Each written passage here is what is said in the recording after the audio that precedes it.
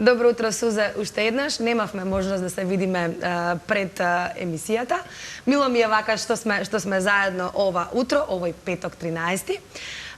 Еве, како што кажа и Сузе, ова утро ќе зборуваме на една навистина убава тема. Ќе зборуваме за бременост, за тоа како се води една бременост, околу протоколите на бременоста. Ќе зборуваме за патолошката бременост и како да се однесуваат трудниците додека се бремени, бидејќи бременоста не е состојба, не е болест, се извинувам, туку бременоста е состојба. Србите имаат една убава изрека, докторе, велат друго стање, нели? Како друга некоја состојба на организмот. За сето ова утро заедно со вас и со нас почитувани е доктор Јорданчо Иванов, специјалист, гинеколог, акушер, кој што ова утро ни доаѓа од клиничката болница Аџибадем Систина. Добро утро, официјално. Добро ни дојдовте во утринската програма. Поздрав до целата екипа на Алфа телевизија за утринската програма и поздрав до гледачите на Алфа телевизија. Ете така. Она што би сакала да го започнеме разговорот е тоа како се констатира бременоста. Кои тестови треба една жена да ги направи за да се утврди бременост и дали ги препорачувате оние домашни тестови кои што се купуваат од аптека. Обично жените практикуваат прво така да проверат дали се работи за бременост или не. Значи, секоја бременост започнува со оплодување на јајната клетка со сперматозоидот и формирање на ембрион. Обично бременоста се утврдува и првата асоциација за бременост кај пациентките доаѓа кога ќе закасни менструацијата. Значи, обично тоа е недела до 2 и ги асоцира дека можеби се бремени. Најчесто пациентките сами прво ја утврдуваат бременоста со тоа што веднаш прават тестови кои што се купуваат во аптека, кои што се прават од урината и се јавуваат кај својот доктор и потоа закажуваат преглед, во зависност дали е позитивен или негативен. Колку се точни само накус овие тестови? Значи, не се тие апсолутно точни, така да може да покаже негативен, а да биде позитивен и обратно. Најдобро е кога тоа ќе го направи докторот, прегледот ќе го направи, пациентката доаѓа во ординација и бременоста се утврдува со ултразвук, значи со ехо, и доколку не може со ехо да се утврди, например, доколку се работи за некоја ектопична бременост, како ванматерична бременост, да кажам, која што не е лоцирана во матката, него некаде надвор од матката, во тој случај се прави тест од крвта со хормон на бременоста, ХЦГ, и се гледа неговата големина и понатаму се бара дали бременоста и каде е лоцирана надвор од матката. Сега, колку, уште дешка да повториме, колку треба да помине, значи, колку време треба да помине, рековте 2 недели, од изоставување од менструацијата? Обично за 2 недели пациентките ги фаќа веќе паника, значи веќе ако касни менструацијата 2 недели, би требале да се јават на лекар. Значи порано не се препорачува. Затоа што бременоста е мала и нема да можеме да ја утврдиме каде точно е лоцирана. Значи, секој доаѓање веднаш после ден-два од каснење на менструација не е така оправдано. Значи, минимум да има 2 недели за да се види убаво дали се работи за бременост или одлагањето на менструацијата може би е причина од некоја циста, од нешто друго. Некоја дисбаланс и така натаму. Сега кога ќе се констатира веќе, кога ќе се утврди бременост, да зборуваме сега како тече една бременост. Една нормална бременост зборуваме. Да кажеме прво во недели, колку недели е нормално, а потоа ќе зборуваме по тромесечија, бидејќи со недели многу време ќе ни треба да објаснуваме. Значи, секоја бременост, кај човечкиот род, бременоста трае 10 лунарни месеци. Тоа се 40 лунарни недели или 280 дена. Тоа значи 40 недели. Значи, секое породување кое што ќе настане од 37 до 40 недела на бременоста се смета за терминско нормално породување. Значи, во термин. Секое породување кое што ќе настане на плодот пред 37 гестацијска недела се смета за предвремено породување. Да.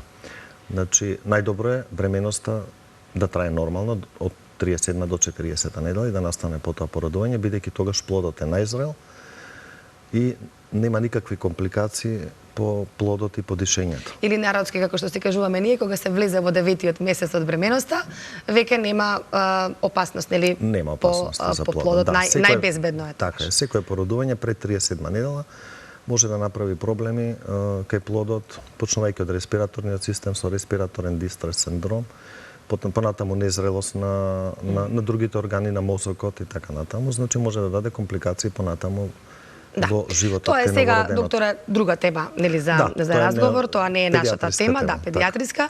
Ние да се вратиме на нашата тема бременоста. И сега да ја објасниме бременоста, понедели многу време ќе ни треба, ама по тромесечија, нели, има 3 тромесечија, прво, второ и трето. Какви промени настануваат кај плодот? Кога најмногу се развива плодот и кои се промени ги поминува трудницата во овие тромесечија, нели, прво, второ и трето, или во овие народски кажано 9 месеци од бременоста? Значи, првото тромесечие е периодот од првата недела на зачнувањето до 12-та недела, гестацијска недела на бременоста. Вториот триместар се смета од 13-та гестацијска недела до полна 27-та гестацијска недела. И третиот триместар е од 28 до 40-та гестацијска недела. Да, значи промени, бременоста нели почнува со ембрионот кој што е многу мал, многу ситен, од неколку милиметри, за на крајот да порасне во голем плод кој што е обично доколку е термински, нели, со раѓање на бебе над 3 кила и над 50 сантима, да кажам, должина. Промените кои што се случуваат, значи во првиот триместар плодот од неколку клетки како се зачнува, настанува делба и фактички тоа е периодот на ембриогенезата. Значи кога се формираат сите ткива кај ембрионот и сите органи во првото тромесечие, така. Тогаш е и најважно тоа, така? Да, секако. Затоа можеби она суеверие постои да не кажувам до 3-ти месец дека сум бремена. Па не затоа, меѓутоа бидејќи плодот е многу осетлив во тој период на развојот на бременоста и секое влијание на вируси, на трауми, на хемиски елементи од надворешноста може да наштетат на формирањето на плодот и на ембриогенезата. Затоа обично и во првите 3 месеци се избегнуваат и лекови и било што експозиција на зрачења и така натаму. Значи тоа е најважниот период на ембриогенезата. Фактички ембриогенезата завршува некаде околу 13-та недела. После тоа веќе значи не може да му наштета толку на плодот сите надворешни влијанија. 12-та недела во бременоста се прави првиот скрининг, значи кога веќе бебето е, тоест плодот е веќе формиран, убаво, каде што може да се видат екстремитетите, рацете, нозете, се гледа стомакот на бебето, да нема некои дефекти, кичмата на бебето се гледа комплетно, понатаму се гледа лицевата регија, се гледаат мозочните структури, зачетокот на мозочните структури, така да тоа е првиот скрининг кој што покажува дали со бебето е се во ред или има нешто што ќе не насочи да правиме некои подетални испитувања понатаму. Малку подоцна да зборуваме за протоколите. Сега само да објасниме како се развива. Ембриогенезата завршува во 13-та недела, после тоа вториот триместар е периодот на забрзан раст и развој на плодот. Значи тогаш се дооформуваат сите органи, бебето расте, биометриски се следи бебето како расте, тоа е најбрз период на растот на бебето.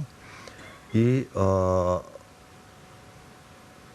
некаде околу 20-та недела веќе имаме комплетно формирање на сите органи, кога од 20 до 22 недела доаѓа на вториот скрининг, кога веќе гледаме дали е се во ред со бебето.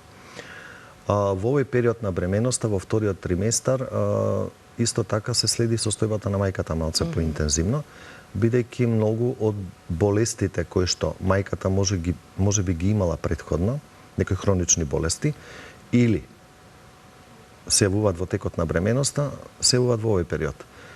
Да кажеме, хипертензијата се јавува обично, доколку е немало претходно, се јавува после 20-та гестацијска недела. Исто така гестацијскиот диабетес. Тоа сакав, да.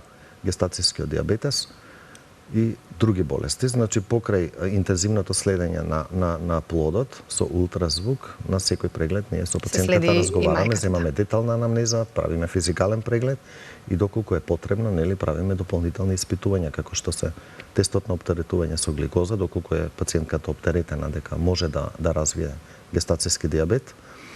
Понатаму и кажуваме на пациентката да мери крвен притисок доколку има склоност или има ризик да развие хипертензија во бременоста, лабораториски анализи по потреба, во зависност од тоа дали ќе се посомневаме на некоја болест и така натаму. Значи, пациентката во текот на бременоста, оно што го спомнавте вие, друго стање. Значи, бременоста не е и така нормална работа. Значи, тоа друго стање, значи друга состојба. Да. Значи, исто, секоја бремена жена може да развие болести како и нормална човек, да. Да, нормален човек. Значи, не е поштедена од ниту една болест, така да во текот на бременоста може да се јават и инфективни болести, вирусни состојби, може да се јават и леукемии, може да се јават и хронични акутни заболувања. Така да сето тоа мора гинекологот кој што ја следи трудницата да биде буден и секоја промена кај трудницата или ако таа му се пожали да се направи дополнително испитување. Значи не само од својата област, него дополнително исто така конзилијарно со останати специјалности. Така.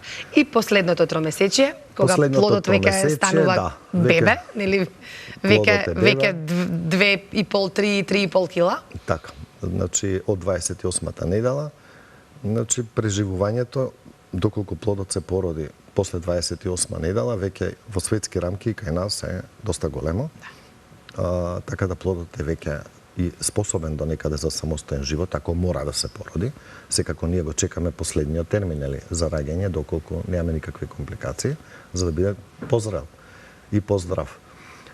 Тука се следи растот на плодот, се следи околу плодовата вода, се следи состојбата на постелката, бидејќи постелката го храни плодот, да видиме дали таа пред време да не созрева, да не прави проблем со циркулацијата меѓу мајката и бебето. Тоа го следиме преку тоа дали плодот заостанува во растот, по изгледот на постелката на ултразвук, околу состојбата на околу плодовата вода, дали е доволно, дали е намалена. И сето тоа не води до некои заклучоци и дали треба нешто да превземе. Да.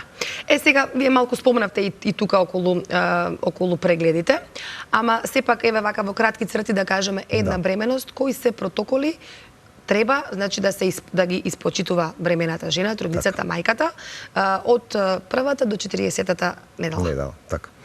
Значи, обично прегледите започнување или со вадење крв прво, така? Да. Не е правило, обично прегледите се прават еднаш месечно. Месечно, така. Да, доколку има потреба, малце почесто, доколку не, значи може и на 2 месеци, да кажам, доколку пациентката е тотално здрава. Водењето на бременоста започнува, нели кажавме, со утврдување на бременоста со ултразвук, дека нели во матката и почнува да се развива бременоста. Прво во 7-та недела некаде треба да детектираме ембрионот, да го детектираме и срцевата акција. После тоа плодот расте, се развива, значи немаме некои специјални тука исследувања кои што треба да ги правиме, ниту на мајката, ниту на плодот. Веднаш они трчаат, прават крвни слики, лаборатории, уринарни анализи. Сето тоа не треба доколку нема никакви симптоми кај мајката, кои што би ја загрозиле бременоста.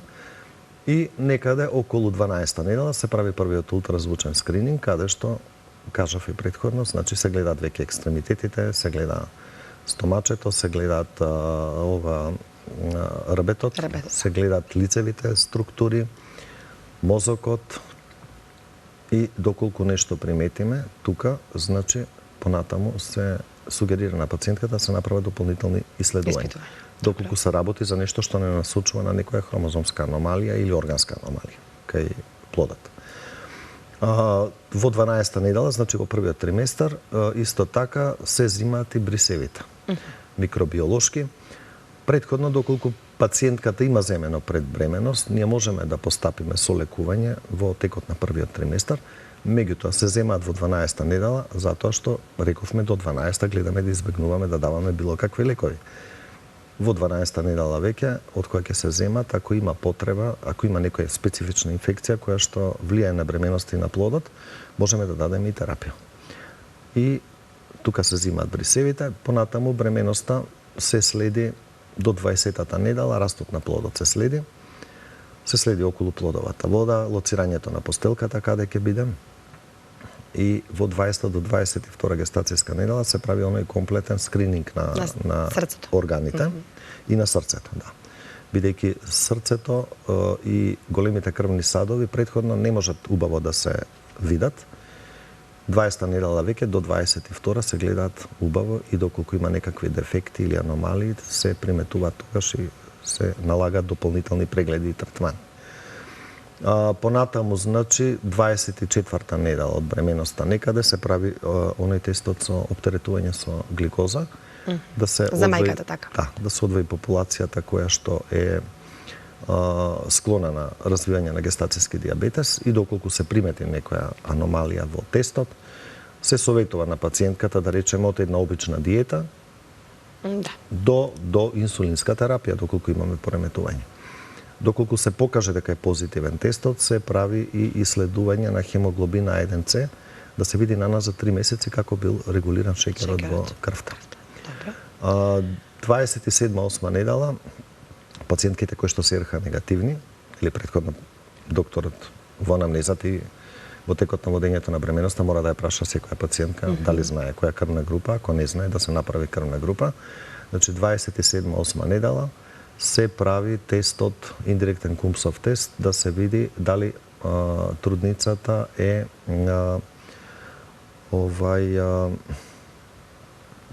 титарот на антитела да се види, за РХ сензибилизација, доколку е позитивен, значи може да даде промени кај плодот и последици, доколку е негативен, мајката ја прима РХ профилаксата во 28 недела.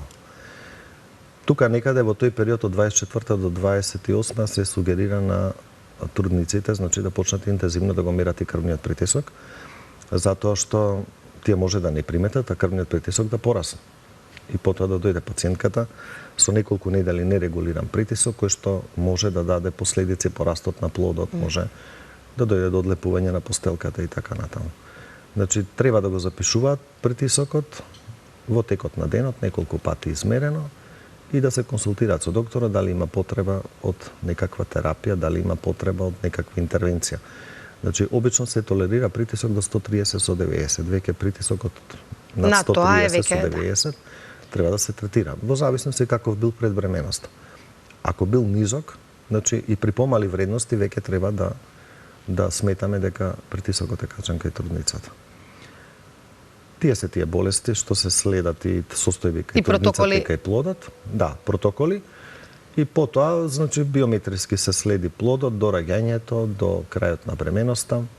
Состојбата, рековме, на околу плодовата вода, некаде 36-та недела, 37-та, се почнува со правење на кардиотокографија, ЦТГ, познато кај народот, кај што се следи состојбата на оксигенација на плодот и се следи дали матката има контракции, односно дали има некоја утерина активност која што може да доведе до предвремено раѓање. Така.